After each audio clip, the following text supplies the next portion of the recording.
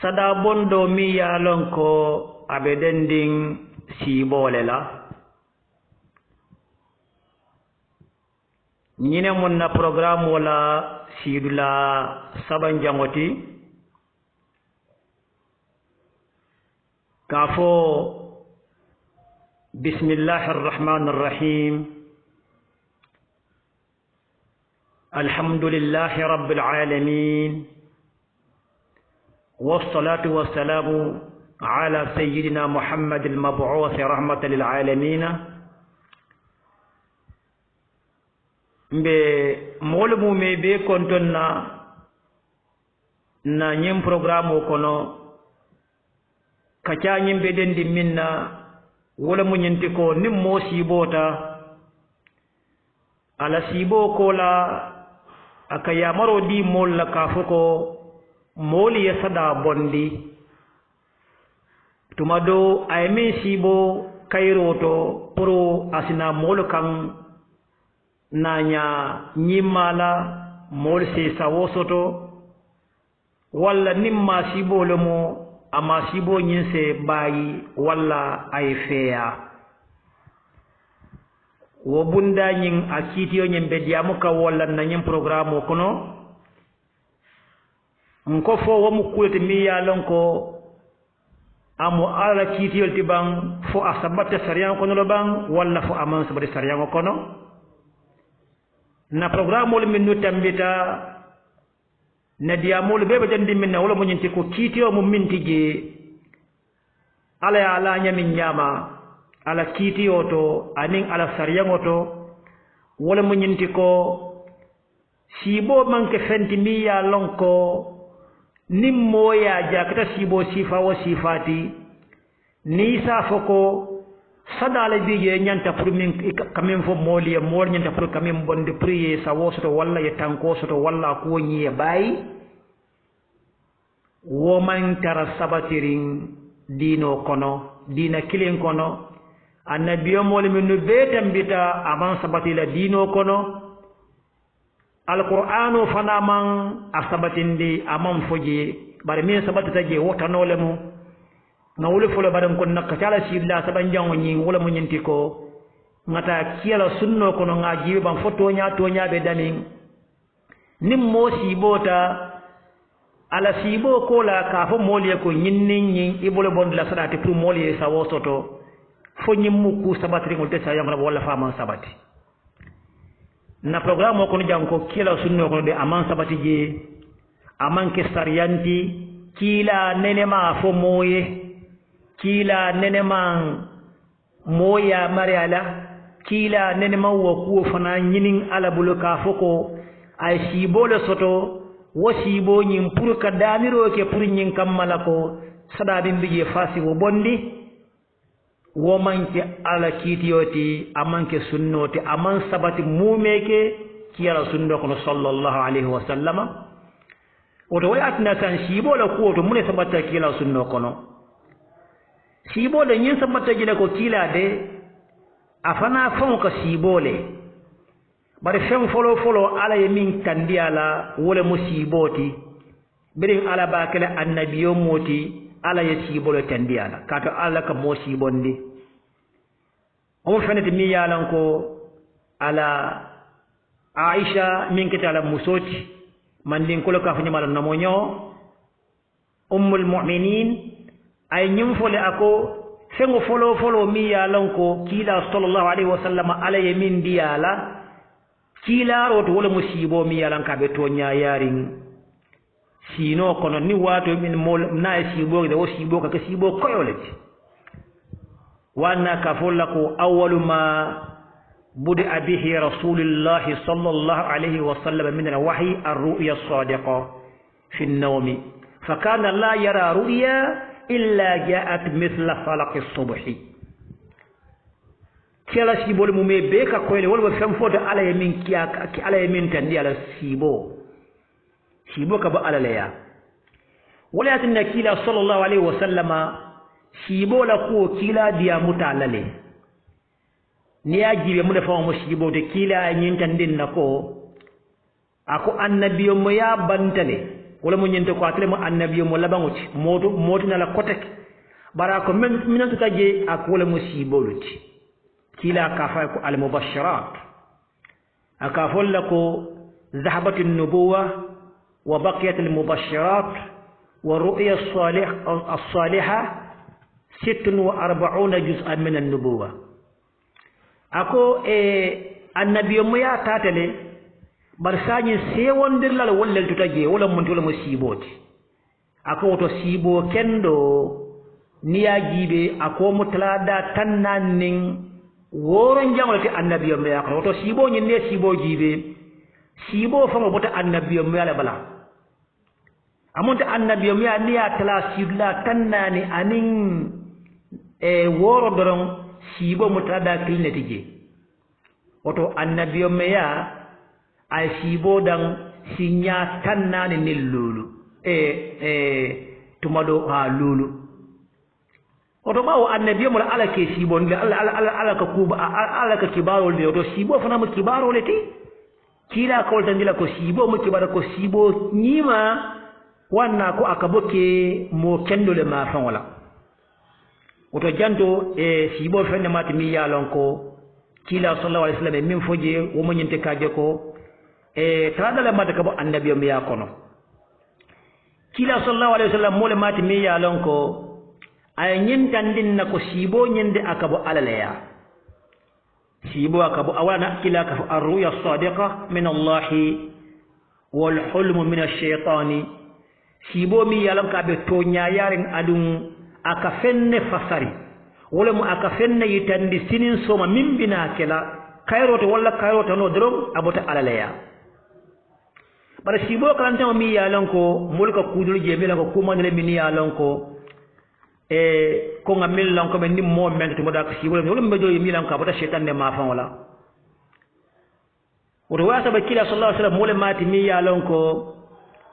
sahibolu ake ya mar nyin nako ni wato minna yesibo soto ake nyinin ka isibo ta munela pour nyin kamala isela sibo lu fa ya sa fasar ka to sibo fasaro fenne mo mi yalan ko adata le sibo fasaro fende mati mi yalan ko adata sariyan ko nele mose sibo no aya fu moye na ayara sibo fasara e kafa be tennen nyama wala yatina kila sallallahu alaihi wasallam lundo sotota sahibo do ni sibo tale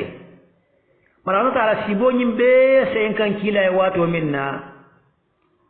abubakar siddiq wol bebe siringe bira ye bandi ala ta pour kila sibo nyum fasare aye abubakar siddiq ko kila sallallahu alaihi wasallam ka munam bula banga nyin nanye sibo fasar ka to birin sahibo nyimbe ala sibo nyi fala sibo nyi kra sibo te mi yalan ko mosa fo kila fo wala annabi mi yala kando akamuna fo min di molula asibo ta walla abubakar siddiq en tan amulo ko teke way sibo nyimbe ta aya fasar bira aya fasar da mandiro aye bandi ako kila e ko muna sibo nyi ngaf soto ba wala fo masoto kila kay ko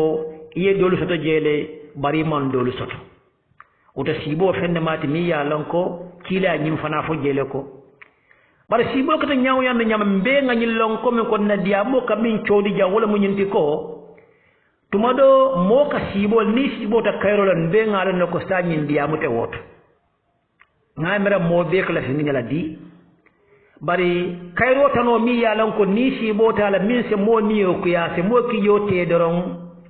ngamara nyine madiyamoti nyine katinda modul ka foko si bota nyin ko kar ni nyin ko kar la mol se nyin nyam bonde sadati mol se nyin nyam bonde sadati mol se nyin nyam bonde sadati pour nyin kam mala ka jako wasi bo nyin montoro mi yalan ko isi bota ka wala bina kela pour katanga wala wallahi bay ngamara nyine ka mol dungato ke falsi bon kanyin kumolta ke fo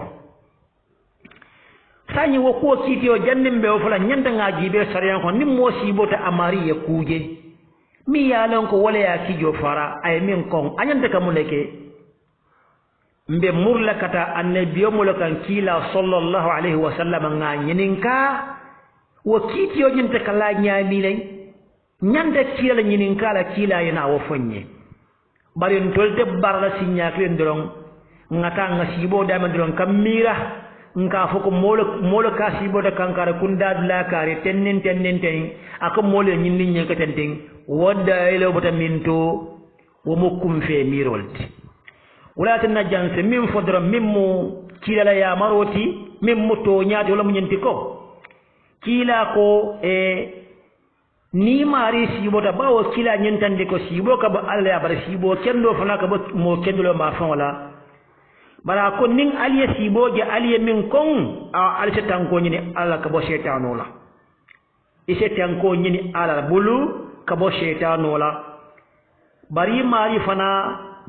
tuma do ile sibo ñin ko la ese tupu wa ke si nya saba pour ñin kammala ko ala setan kandi وكوننا كفولكو فإذا رأى أحدكم ما يقرح فليتعوذ بالله من شر الشيطان وليتفل 3 ولا يحدث بها أحدا فإنها لن تضره كلا صلى الله عليه وسلم ينفقو نين على سيبو تو سيبو نيا سيفا نيا مالي من جالي من كون تانكو جيني على بول كبو شيطان ولا jaw ya ko wala wasibo la ma sibo nyinna ako ima iso tuputu pro ke sinya saba wo tuputu do mi yalan ko bakale bul bakale wala malaka sinya saba ikana mo ka candi ala tuma do yem momin kanu miye kanu wala momi yalan ko sibo fasaro fana long sibo fon ni mo ka candala isi sabat no ko mi sibo fasaro barako ikana mo ka candi ala bare ngalon ka sabatta fana ko ni wo bokka tan la bara fo momi yalon ko ila taala bara ko nyi ni nyen ka damen drom ibaaji la ko ate mari tora oto sibo min bige don ning nyaa sibo janga min kon aman janyen de ka foko sadale bige mi yalon ko e kamen fo moli e kamen bondi aman ke woti wala yatin nakila fa sallallahu alaihi wasallam anana sibo ta sibo la sibo kolemba katuko wasibo damma nin ndiyamuto damma la dron wo damma fango ye kitiyo banne nyin kitiyo mume be ala sumo fam abandango mu jeleti wasibo nyi wala mun de kila kelo do be je miele ka fa ko ghazwat uhud kelo do mati ka fa ko uhud kelo wo kelo nyin akata kele dimin dimbalati wo kelo nyin ko ta kelo kola kele do tamete ka fiye ko badri kelo kila na la molu muslimoli yekutu kafirul law kelo kono baake wo kola kafirul parendiro mi lanka warta baake jamfa baasi de fukana kila kele wo kelo te ka fiye ghazwat uhud par wo kelo nyin bari wato min ya parendi kila kama katu ye parendiro min ke je na fulo mi yalan ka siata kureshin kol makan kol ye mol kafun binyo min yalan ko wolel be ma koyla ye ferol ta ye dada ferol min yalan ko ya ka kila kafa kana la mol mu me be fa ka muslimi adilo ka turo ba fereng ye wo ferol ta ya dada ya site fo mota bok sanyin ye wol fintindi kila nata kalamuta bare tol nata fokna kila walin kelawla bari wakata wato minna nyindula lo lale mata miyalan ka kolayata bak ay kila fa mo jaxali bak aba ko wala nyaaji le nyam ghazwat uhud mala men ni sembe bala nata anin fere jama wo kamala kila jannen abe findla kata nyinu mole walin kelawla ay sahibo lutta ay sawra nyoya nyin ko to be nyin ko la nyaade katu ko nyimolo lalti mi ya lon ko dete baale maati ay sahibul kumandi ka foye ko sañi bekla nyaadile bawo ka fule fele makan kolu ye kele bata bin kama say nyanta mu ne kala pour ngam famma koy modoli bige min ya lon ko wol ko cilaye ko nyin kelo alin kana finti kanyun walin niyata kele nga batu niyet yena fe dun kam madina sate kono ni dun tankan nse kele ni ngek la damen to woto mbe no la bawo bajila ko kele kelu wolni se kele musol nin dinde ngolo si bum bere wala pour nyin kam malen se no moli aje ko ning mo naate ya tumado jama iba no la le bar ni tumado ya wala tumado ase no le kila fango ata fango ya jele ko imanyam pour kata aya jele ko ye sabati madina sate kono ñun nata ni etraje ni ekelege bar wonyana kila fango mole mate melan ka sibo soto sibo mi ya jahal wala mo ñinti ko aya je sibo kono niso walla ala niso ya kanati aya je fana ko ala keleran joro mi yalam ka kelo kala min mala murubata walla la fango ñing atiñat ada atiñat kila bela ñi sibo je ñi sibo ya jaxla ba ta fango ñi sibo fasare ko ako sahi bolé de ndaga ñi sibo lo soto woto ñi sibo mi nga soto de ngajala ko ñin ni so mi ya lon ko yafa ya kana teta tending woto wala muñende ko na sahibe kendolu ibe fala ñin kelo kono le kelo men binala bari namru bada min tiñata wala muñende ko na baden sutun be fala ñin kelo kono kila ya sibo ñin fasar tenne sa woto sa waya sabu kila fa be mira ka be munekala pour ka kana ñin ko wolu kono kila fa mom pare pour ka finde kelo la ani module bi je say bodo bi fa mala pour ñin kamala ka finde kelo ñin nakata ñu kafir walin uhud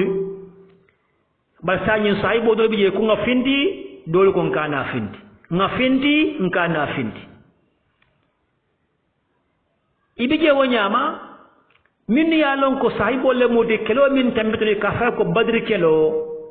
min mamma be wokono wol hamata nyin na pour nyin kamal nyin kila do min bina pour yema be je pour ye jihad kelo nyin barajo nyin soto wala ta pour ye fitti sanyi wali o keta kila mal la fi finti ani modolu do la ta pour ye finti itobe kila no hanu e kabla kila no ka fa ko nga finti kila fana pareta adunde ala bum ko ndron ayala kele jorangul ta ala kele na folu dung ala kele jorangul ta bi ala kele jorangul dun damin ndron afinta nan damin ndron pour kata kelo ñu da ko ngata ndron say bodol nimisata muliyatinna kila sonta itele fongol ya jibe nimisata ko ha ngaminki amambende kila fele akon kanta kelo nga sabati madina sate kono jang module bulata no ma fo kila fankata kata kelo kamunta kunga kila forsele eko kila say ngabai kila ko hani amanda annabiyo moye nin ayala kele jorangol du wato minna fa continuer dorong ayta jihadoti santi mala men wo ko ta men dorong woto wala mo nyinte ko sañi fereti je say bol mo sa fa ko tata mo sutande kama dorong itata kele dulat adi wota to kulle be kere minilan kulle kere silo kam fana bare bi fotara kelo nyin kono kelo nyin keta kelo nyin manna diya muslim molula kelo nyin keta masiba bati muslim molu kan masiba milan ka warta bak kato kila sallallahu alaihi wasallama ate fongo mantura basata ji ya nyiwo kati ya barama wo kelo kono je Musa fa ko domo nding ibn afala kato fo kankula ro kata ka fo kila fa ngo fatale fa wo kola kila sahibol min ya lon ko ala sahibe kendo li fataji bari sahibo do bi je mi ya lon ko ka fa ko Mus'ab bin Umair wo mu kila buluba bulole ci karadola ala jikila mo ba ala nyaslanna ba diamu no la ba haklima ba kila yatel tombon mo folo kamin ki kata Madina jannim muslimu bi Madina kaba makata Madina kila la jik mo bale mo fana fata wakelo kon bara manna dawla kila fa baadi ngo fon mi yalon ko wala ma fandi mati ka mi ko Hamza o Hamza fango kila fandinde mu woti kila ni wo mu mebe Musa fa koy be dindiya ke nyokanne fana kafu nyolle fana muti fana idiya ta bakale dindiya wato ye nyokanu bak wo fana puta wakelo lato bara manna dankatu wakelo ko bare sa fa bari ya fa fana kafirol ya fa inata muru ko take ya sepun kama ka sepun ka kan fato fa wonyama nyim oto janto